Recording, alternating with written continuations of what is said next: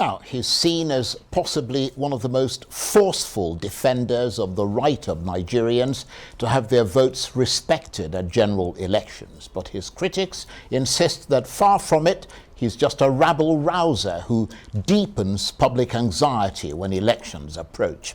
But like him or hate him, no one can deny that the spokesperson of the Coalition of United Political Parties, or CUPP, Ikenga Ugochinyere, has become as popular as he is notorious. And that's probably why he constantly raises the hackles of those in power. He himself is also seeking elected office on the platform of the People's Democratic Party, the PDP. So is all this noise simply a political ploy to attract attention to himself and draw votes? Or does he have a point when he alleges that the voter register in at least one part of the country has been inflated to give undue advantage to the ruling APC party in next year's general election? Well, who better to respond than the man himself, Ikenga Ugochinyere, spokesperson of the Coalition of United Political Parties, the CUPP. And he joins me now in the studio. Thank you very much indeed for coming in. Thank you, Charles, for having me. You look remarkably calm for a man who is under a lot of fire and flack from different quarters in Nigeria. I've done this for over 15 years, so I always know how it's going to pan out. So I'm calm because I know I'm on the right path. Well, we like the fact that you're calm, because that means we'll have a fairly civilized discussion. First of all, remind us of the allegation you made a few days ago on television, on television, about the voter register. Well, what happened last week was that we got intelligence that there was introduction of fake registrants into the continuous voter registration exercise. We didn't go to the public to talk about it. We waited for the Commission to fulfill the provisions of Section 10 of the Electoral Act that allows them to make publication of the supplementary list for people to raise claims and objection, and for us to be able to authenticate the information we had. We didn't just go to the public. We petitioned the Commission, drawing their attention to these infractions that is criminal in nature. And then our intelligence had it, that this infraction was carried out in over 18 states. And these data were still currently, even as we speak, going through, because almost over 10 million, and we have limited staff with which we are working. But we now decided to run a check. And when we run a check in certain areas, first of all, we have to use a case study to prove the allegation that we're making, that it's authentic, right, and one that threatens the very foundation of our nation's democracy and quest for credible election. And we saw that infraction in Ameri, in Omuma, which is Governor Hope Uzodinma's village. We saw that also in Obiohia, in Ikenga, in Nkwere, in Uguta, and some other areas. And we've gotten reports of Boronu and Yobe, which will be part of my second live broadcast to the nation. But using the evidence that we have uncovered, there is limited opportunity for these infractions to be raised, after which you lose the right to raise it going by the provision of Section 10, Section 19, and Section 32 of the Electoral Act. And that was how we raised that concern. And also we raised concern about the threat to the possibility of non-holistic use of the BVAS machine, going by the threat coming from politicians who have devised different strategies to ensure that there's no electronic accreditation of voters. And again, it's important, you remember, and I have to say this, that I commend the chairman of the National Electoral Commission, Professor Yakub, because here we have an INEC chairman, instead of the commission attacking me, that used to be the pattern in the past, accepted that there are some infractions, but they're dealing with it. And as a matter of fact, in Governor Hope Uzodinma's village, they have already cleaned about 3,400 and something. That's the progress that is being transparent with the people. Because restoring credibility of the electoral process is even more important than the act of voting, because that is the stage that leads you to people believing that there's credible election. So when we made this allegation, the reason you need to understand why we went to the public is that the magnitude of what was done portends great danger for our democracy. And if the public is not aware that there are still people who still want to play Mobutu Sese kind of politics, then they may walk into the polling unit innocently, and then only for us by 6 p.m. for 36,000, 46,000 to start dropping from specific selected wards out of the 8,200 and something wards in the country. that they need to be vigilant, that the dark forces have not rested, even with the introduction of technology. So you have to be vigilant as you go to the polls, knowing that there are people who still want to return us back to the dark days. And just like you know in Nigeria, I want to thank Arise and the media in the country for not downplaying this issue that has great national importance. And I want to also salute the civil society group and Nigerians for taking it up immediately. It became a national and international issues. And I thank INEC for starting, the cleaning process and explaining to us how they are going about it. Not minding the attack is normally in Nigeria. When you raise issues of great importance, people will start to attack the messenger instead of the message. Instead of people explaining how people that are older than Queen Elizabeth find themselves in thousands in the register bearing the face of teenage girls. These are things you're supposed to explain. How you have over 2,000, 3,000 registrants that have male pictures and then have female gender. You have over 3,000 female gender with male picture. You have people that have the same pictures into 4 or 5 locations. You have 1901, 1912, 1914 when Nigeria was. And you were able to verify that all these things were there. That is why the commission is not dragging that with me. What they are saying is that the exercise of cleaning is ongoing. The people that are attacking me, I can understand. The first attack came from who put on the mass government and their commissioners calling for my arrest and all that. With all due respect, I saw that as diversionary and childish and doesn't want my reply. Because here we have an issue that can be described as an electoral treason. Because when people plot something to subvert the will of the people to freely elect their leaders, that is treasonable offense. Yeah, but we can't make allegations if we don't have any evidence to suggest that it is a particular set of people that allegedly or reportedly introduced those spurious elements into the voter register. Let me get the background right for you. This started from Omoma. This is why people call it popularly Omoma magic. Omoma is a village where Governor Hope Uzodinma comes from. They used to have 6,500 or thereabout registered voters. And already, yes, sorry to say this, but that is reality, that the issue of insecurity is ravaging more in Olo, in Oso, in Ori East. Just 2 days ago, they burned down a quarter to market and so on and so forth. So everybody knows that it's something that is of public knowledge. So most people have left their ancestral home. People get scared going to that particular area. Now suddenly, that place skyrocketed and got to 46,000 registered voters in that small. I'm talking of one ward. I'm not talking of the entire LG. But can I just come in there very briefly? Yes. Because obviously the other people are not here to defend themselves against those allegations, but they've made public statements saying that the situation that you're talking about, the insecurity situation, has lessened considerably, and that's why you've had more people going out to register to vote. And then I'm not arguing. I don't want to get involved in people in Imo already know the security situation. So I don't want to get involved in government optics of trying to paint this right when it's wrong.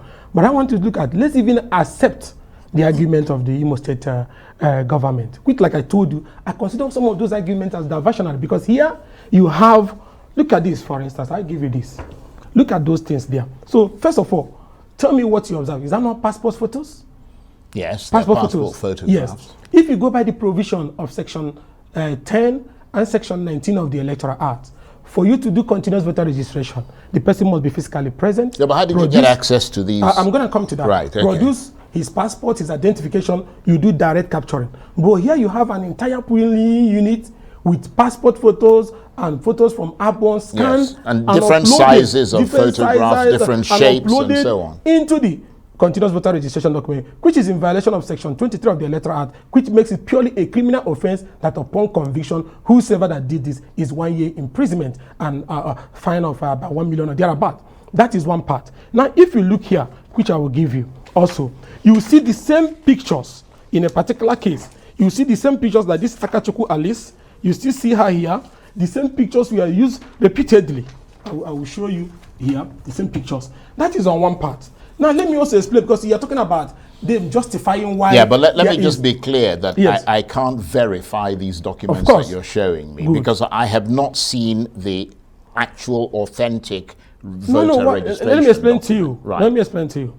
That's why the argument they made, because some of these people don't take time to read the electoral timetable.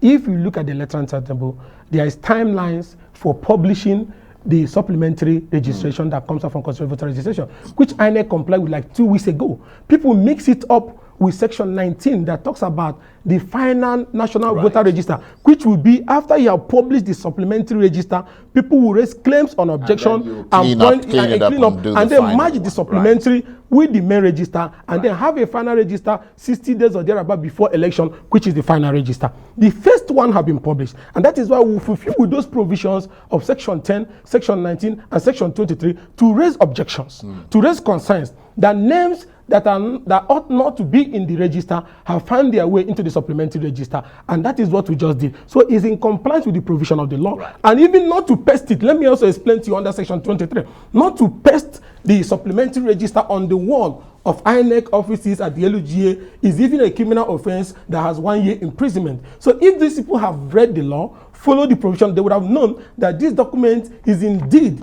a valid document that have been made public. And the commission is not, challenging the competence of the document. What they are saying is that they are now in the process of cleaning before they release the final. Before the final register. So that some of these names we are seeing may end up not being there when the final register comes up. The problem, of course, is that, beyond the authenticity or not of the claims that you make, you've made a lot of what your critics suggest are spurious allegations in the past. In 2019, for example, you said the presidential election had been pre-programmed and predetermined by INEC to fail. That obviously was not the case, was it? No. You see, that allegation has two fronts, and I want you to remember, you can play the tape. First, I raised the allegation that there is a plan to force out the Chief Justice of the Federation from office, and I was specific, and appoint Tanko Mohammed as the acting CJN for the purpose of, if the election is flawed, the election tribunal will affirm it. People say, oh, Ikenga, where are you getting this information? In order to prove my seriousness, Charles, I went to the Federal High Court. Justice Eko gave me a preemptive order. In the event they even do it, restraining the president and Tanko from removing Onoge and swearing in Tanko. 3 days after, just like I predicted that the backdoor injunction will come, the Code of Conduct Tribunal gave an order, which was so strange in our nation's history, forcing a CJN to step down. When I also came back with a document that there have been a no-debit order instruction that have been given to NFI on the account of the CJN. They say, where did you get the documents from Attorney General's office? Who gave it to you? But at the end of the day, the no-debit was placed. So all the issues I have raised, if you look at them, happen. Even when I said that there was a plan not to allow the President of Court of Appeal to assume her position as president of the court of that, they will promote her to Supreme Court. You were here when she was promoted to the Supreme Court. She refused to take it so that she can still retain her job as the next in line to be president of Court of Appeal. People say, oh, why are you doubling into judiciary? But at the end of the day, that attempt was made to elevate her to Supreme Court so that another person who gave the judgment at the level of the appeal court on their petition can become the president of Court of Appeal. So all my allegations, let me explain to you what happens in developing countries. When a messenger of hope and justice makes revelations like I do over the years, people that feels that they want to continue to run the dark culture will definitely say, oh, you're raising alarm. And because they know our people have this forget culture kind of mentality, people will not remember that those things indeed actually happen. Like I've told you, these things can be, you can search it on the internet and you can see that they all happen. And here I am again telling you that if this thing is not dealt with, one, thorough cleaning and confidence restored, which is going on, and then the people who are involved, going by the provision of section 23 of the Electoral Act, prosecuted and jailed for 1 year, that people may lose confidence. What I did was to save the country democracy from collapse, because if people have gone to election innocently in 2023, only to see this on magic all over the place, that there might be civil unrest. So I should be commended for what I have done for the country. Are you confident now that you've raised these issues, that they're being dealt with by the Electoral Commission? And because I have insiders everywhere, I have also been told that the cleaning process has started. That is why you see the attack keeps increasing every day. Because people who thought that by it's going to be the old tradition of after raising the alarm, the names will remain, the commission is already cleaning the register. What we're going to do now, by the time the commission say they are done, we're going to go and check back again to see whether if there is any one Queen Elizabeth to anybody remaining in that voter register, and we'll still raise the alarm. But what I want you to take home here, Charles, which is very important, and which is even the bigger problem. If people, knowing that we are using beavers for authentication, and you have this name, whether you agree with me or not, but you have this name from what Ikenga has brought out, that there are people who are not supposed to be here in violation of the Electoral Act. The question you ask yourself, how are they going to go through accreditation? knowing that these people who are older than Queen Elizabeth bearing teenage faces are not going to come out. That takes me to the information that we have, which is part of the intelligence I released that day, that people are running around and boasting that they have found a way to bypass accreditation. Okay, we're gonna wait for the final document, obviously, and see how much cleanup has taken place, and you can cross-check and tell us whether or not you're satisfied with it. But just moving away slightly from that, you have spoken quite robustly in defense of the right of people to vote and to be sure that their votes count in 2023. How crucial do you think that 2023 is in the political evolution of Nigeria? It is, I don't know, it is over important. The reason is this. Before, we used to have the young generation not being interested in the electoral process because they don't have confidence.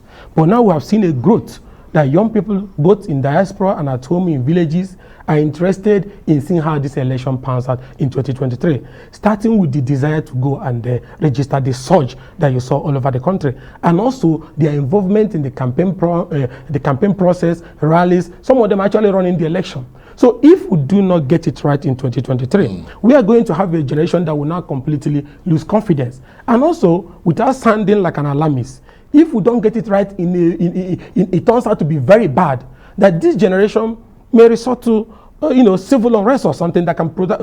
So you're trying to prevent something. So I'm like actually a messenger that is trying to prevent the country from sliding into election civil crisis come 2023. And are you supporting any particular presidential candidate, even though we know you're a member of the PDP, or is it still open season for you as far as supporting a presidential candidate is concerned? Right now, because I'm speaking for the Coalition of United Political Party, which today in the alliance, we have Mustafa as a candidate.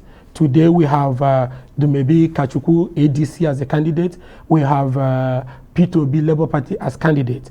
The coalition has not met to decide whether we'll continue the alliance of having a consensus candidate or everybody's going to go their way. Yeah, but you're in the PDP. Yes, of course. Yeah. But because I'm speaking for the opposition and I'm here in that capacity today, I will refrain from making comments on the issue of presidency because 6 of our members have strong presidential candidates. Right. Okay. And I wonder if you've seen the final list of candidates for national elections, presidential, senatorial, House of Reps, which has just been released. It's just appeared on my phone by INEC a few hours ago. I mean, is your name on that list? Yes, I have to rush because somebody that you see people trying to undermine left, right, and center, the first thing to do is for me to go and check my name. And I just checked my name some few minutes before coming up here. Ikenga Ugochinyere is running for the House of Reps that under PDP. Well, congratulations. I hope it goes well for you. And I want to thank you very much indeed for coming in to talk with us. And of course, Ikenga Ugochinyere is the spokesperson of the Coalition of United Political Parties, the CUPP. And he is, of course, also a candidate for House of Representatives under the banner of the People's Democratic Party. Thank you very much indeed. Thank you so much.